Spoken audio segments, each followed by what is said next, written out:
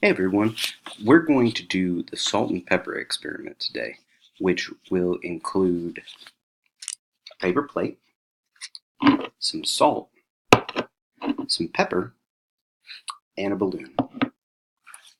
What we're going to try to find out is what is going to happen when we create friction with the balloon and create static electricity, where we'll have the balloon mostly being negative and have an attraction force on the salt and the pepper.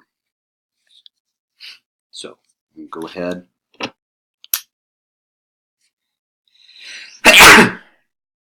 Sorry, I haven't even gotten to the pepper yet.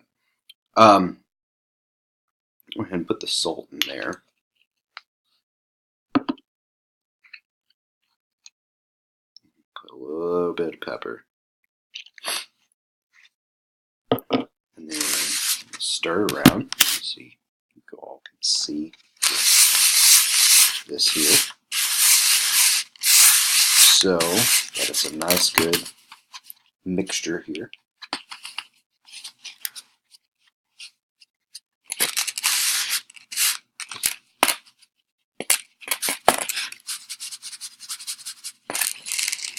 There we go. And take the balloon.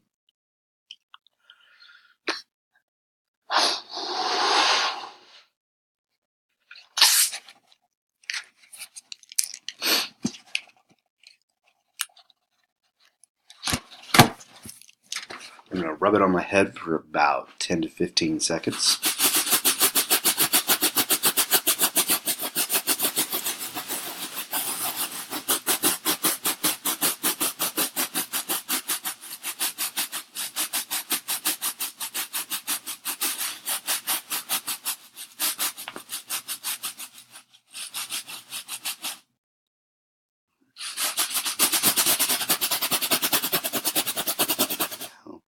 Let's see what this does.